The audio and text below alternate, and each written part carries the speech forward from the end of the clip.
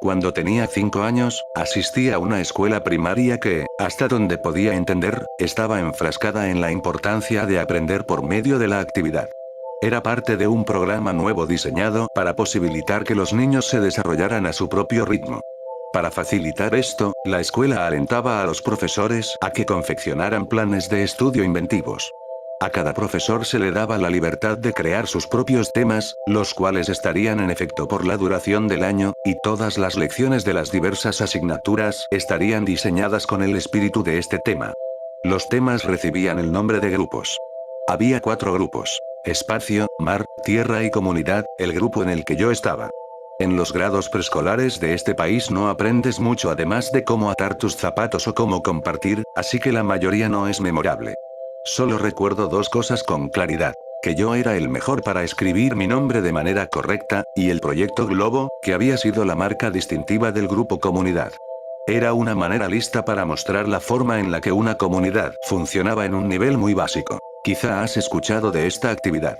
Un viernes al comienzo del año, llegamos al salón y vimos que había un globo inflado con helio atado a cada uno de nuestros escritorios.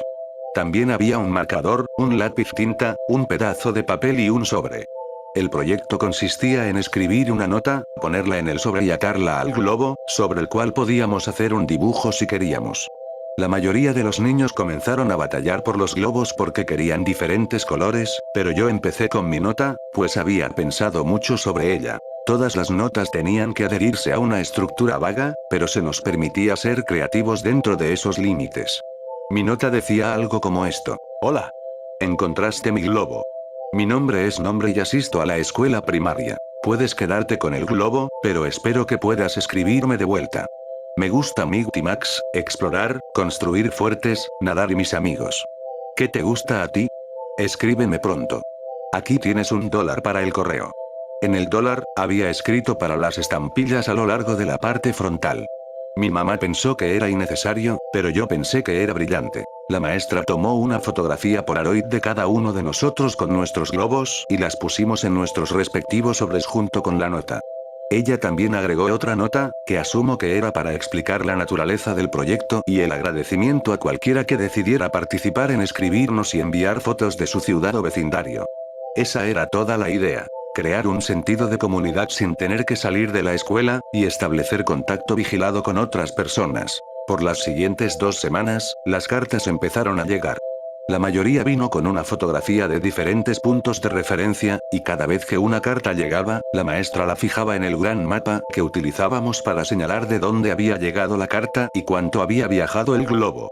Era una idea muy inteligente, porque en verdad ansiábamos ir a la escuela para ver si habíamos recibido nuestra carta. Durante el curso del año, apartábamos un día a la semana para escribirle a nuestro amigo por correspondencia, o para escribirle al de otro estudiante si nuestra respuesta no había llegado. La mía fue una de las últimas en llegar. Ese día, entré al salón y miré a mi escritorio, pero una vez más no vi ninguna carta esperándome. Tan pronto como me fui a sentar, la maestra se me acercó y me entregó un sobre. Debí haberme visto muy emocionado, porque cuando estaba a punto de abrirlo, ella puso su mano en la mía para detenerme y decir: por favor, no te pongas triste. No entendía a qué se refería. ¿Por qué estaría triste ahora que mi carta había llegado?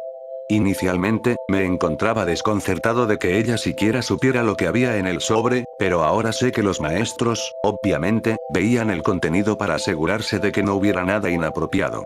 Cuando abrí el sobre, supe a qué se refería. No había ninguna carta. Lo único que tenía el sobre era una Polaroid, pero no supe discernir lo que era. Se veía como una porción de postre, pero estaba muy borrosa como para estar seguro, parecía que la cámara había sido movida mientras la fotografía se tomaba. No tenía dirección del remitente, así que no podía escribirle incluso si hubiera querido. Me sentía descorazonado. El año escolar transcurrió y las cartas dejaron de llegar para casi todos los estudiantes. Después de todo, solo puedes continuar una correspondencia escrita con un estudiante preescolar hasta cierto punto. Todos, conmigo incluido, habíamos perdido el interés en las cartas. Entonces recibí otro sobre. Mi emoción se rejuveneció, y me deleité en el hecho de que me seguían enviando cartas cuando la mayoría de los demás amigos por correspondencia habían abandonado su participación. ¿Tuvo sentido que recibiera otra entrega? No hubo nada más que una imagen borrosa en la primera, así que esto probablemente era para compensarlo.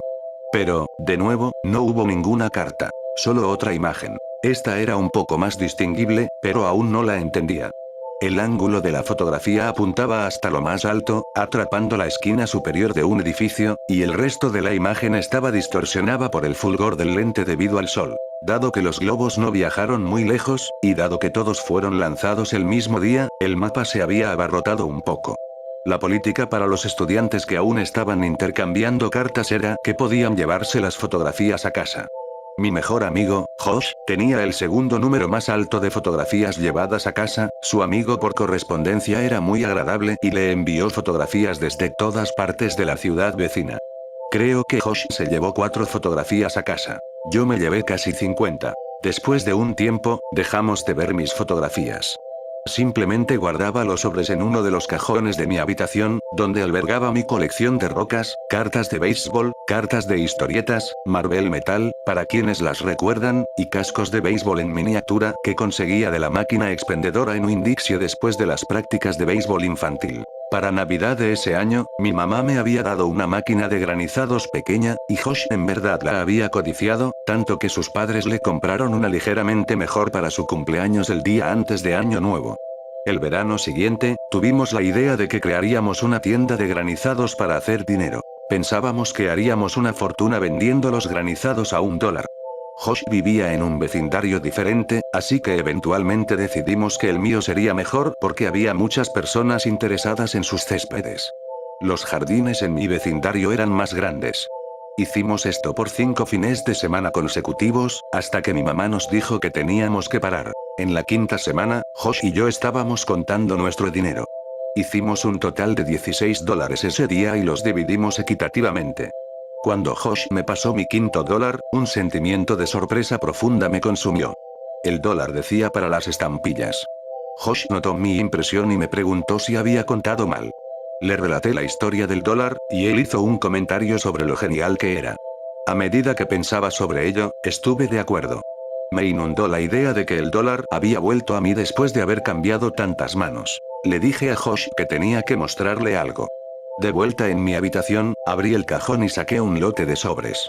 Comencé con la primera fotografía, e inspeccionamos unas 10 hasta que Josh perdió el interés y me preguntó si quería ir a jugar en la fosa, una fosa de tierra calle abajo, antes de que su mamá lo viniera a recoger, así que eso fue lo que hicimos. Tuvimos una guerra de barro por un tiempo, pero fui interrumpido muchas veces por el crujido de los arbustos a nuestro alrededor. Había mapaches y gatos callejeros que vivían ahí, pero esto estaba haciendo un poco más de ruido, e intercambiamos teorías de lo que podría ser en un intento por asustarnos mutuamente. Mi última conjetura fue que era una momia, pero al final Josh siguió insistiendo con que era un robot por los sonidos que escuchábamos. Antes de irnos, se puso un poco serio y fijó sus ojos en los míos. ¿Tú también lo escuchaste, no? Sonó como un robot. Lo escuchaste, ¿verdad? Lo había escuchado, y puesto que sonó mecánico, concordé en que probablemente era un robot. Es hasta ahora que entiendo qué fue lo que escuchamos. Cuando regresamos, la mamá de Josh nos estaba esperando junto a mi mamá en la mesa de la cocina. Josh le dijo a su mamá acerca del robot. Nuestras mamás rieron y Josh se fue a casa. Mi mamá y yo comimos la cena, y luego me fui a la cama. No me quedé en la cama mucho tiempo antes de salir por debajo de las sábanas y decidir que, a raíz de los eventos del día, iba a revisar los sobres. Todo el asunto me parecía mucho más llamativo ahora. Tomé el primer sobre, lo coloqué en el suelo y puse la Polaroid de postre encima. Coloqué el segundo sobre a un lado y le puse encima la Polaroid con el ángulo extraño del edificio. Hice esto con cada una de las fotografías hasta que formaron una cuadrícula de 5-10. Me habían enseñado a ser cuidadoso con aquellas cosas que estaba coleccionando, incluso si no estaba seguro de su valor. Noté que las fotografías, gradualmente, se hicieron más discernibles. Había un árbol con un ave en él, una señal de límite de velocidad, cables eléctricos, un grupo de personas caminando en un edificio. Y luego vi algo que me irritó tan poderosamente que, mientras escribo esto, puedo recordar con precisión el sentirme mareado, solo capaz de rumiar un pensamiento insistente. ¿Por qué estoy en esta fotografía? En esa imagen de un grupo de personas entrando a un edificio, me vi a mí mismo sosteniendo la mano de mi mamá al final de una multitud de personas. Nos encontrábamos hasta el borde de la fotografía, pero innegablemente éramos nosotros. Y a medida que mis ojos se sumergieron en el mar de Polaroids, me sentí todavía más ansioso. Era un sentimiento bastante raro. No era miedo, era el presentimiento de que estaba en problemas.